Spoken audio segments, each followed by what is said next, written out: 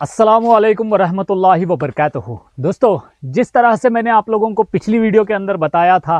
कि मखदूम साहब ने इसी अनछट्टी दुर्ग फोर्ट के अंदर आके यहाँ पे एक तरह से पनाह लिए थे और साथ ही साथ मराठा फ़ौज के ऊपर रात को यहाँ से मखदूम साहब ने अपनी फ़ौज के साथ हमला किया था, जिसके बाद मराठाओं से सुलह की पेशकश की गई थी।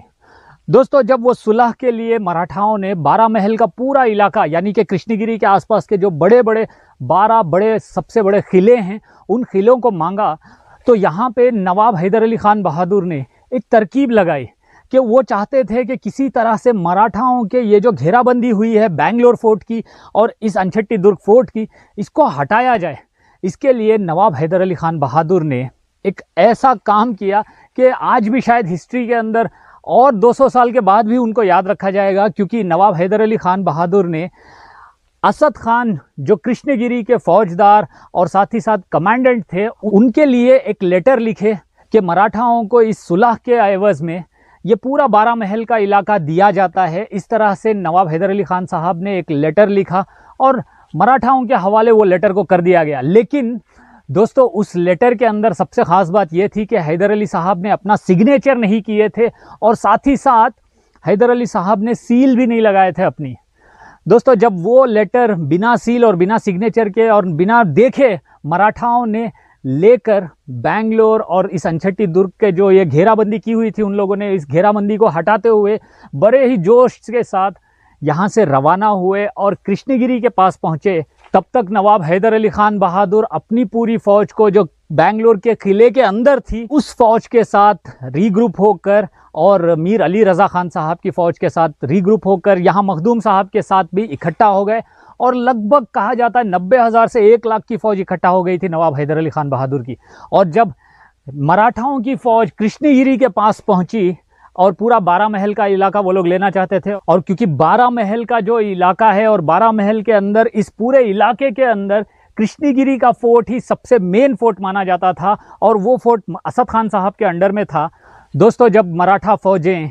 उस लेटर को लेके बड़े ही जोश व खरोश के साथ में नगाड़े वगैरह बजाते हुए कृष्णगिरी के पास पहुँचे, जो कृष्णगिरी का किला है, क्योंकि वो सबसे इस पूरे 12 महल के 12 बड़े बड़े किलों के अंदर कृष्णगिरी के किले को मेन माना जाता था, उस किले के पास पहुँचे और वहाँ पे जाके असद खान साहब को वो लेटर भिजवाए कि जिसमें हैदर अली साहब ने यानी 12 महल के इलाके को सरेंडर करने की बात लिखे थे। तो असद खान साहब जो कमांडेंट और फौजदार थे, उन्होंने मराठाओं के भिजवाए उस लेटर को देख के हंस पड़े। असद खान साहब बोले कि अगर हैदर अली साहब ने ये लेटर लिखा है तो ना तो इस पे उनका सिग्नेचर है और ना ही उस पे सील है, तो इसको मैं कैसे लीगल मान लूँ। तो उस झूठे लेटर के लिए मैं पूरा ये 12 महल का इलाका मराठाओं के हवाले नहीं कर सकता।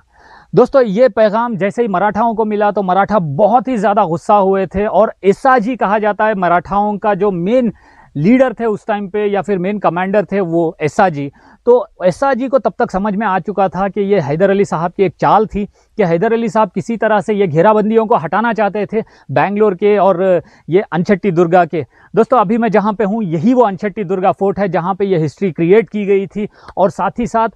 जब असद खान साहब ने वहाँ से सरेंडर करने को मना कर दिए तो मराठा समझ चुके थे हैदर अली तब तक रीग्रुप हो चुके हैं और रीइंफोर्समेंट्स आने वाली हैं और अब हैदर अली साहब का कहर उतरने वाला है मराठाओं पे। जैसे ही मराठाओं को ये बात पता चली तो मराठा फ़ौजें पीछे हटने लगी और इस मुहिम के बाद में कहा जाता है कि खांडे राव ने मराठाओं को छोड़ के वापस श्रीरंगापट्टनम भाग जाना ही बेहतर समझा और अपनी जान बचाना चाहता था। और उसके बाद में और लंबा वाक़या गुजरा है जिसके अंदर कहा जाता है कि हैदर अली साहब दोबारा श्रीरंगापट्टनम के पास गए थे, वहाँ पे जाके एक मुहिम लड़ी गई जिसके तहत खांडे राव को हैदर अली साहब के हवाले किया गया वगैरह। लेकिन बहरहाल दोस्तों, देखिए यही वो अनछट्टी दुर्गा फोर्ट है जहाँ पे अभी मैं मौजूद हूँ, जिसको आप लोगों ने प्रीवियस 2 वीडियोस में आपने देखा होगा, जहाँ पे ये हिस्ट्री क्रिएट की गई थी। और साथ ही साथ 12 महल के सबसे बड़े बड़े किलों के अंदर से ये एक अनछट्टी दुर्गा फोर्ट का भी किला आज भी मौजूद है। दोस्तों, मैं उम्मीद करता हूँ आप लोगों को ये वीडियोस पसंद आ रही होंगी। इंशाल्लाह हमारी कोशिश ज़रूर रहेगी कि और बेहतर तरीके से और बेहतर नरेशन से और बेहतर रिसर्च के ज़रिए से मैं आप लोगों तक इस तरह के वाक़यात लाता रहूँ और आप लोगों को सुनाता रहूँ। दोस्तों, आज की वीडियो में बस इतना ही। अब मैं मिलूँगा आपसे अगली वीडियो में। तब तक के लिए आप लोग अपना बहुत सारा ख्याल रखिए और मुझे अपनी दुआओं में याद ज़रूर रखिए। अल्लाह हाफिज़।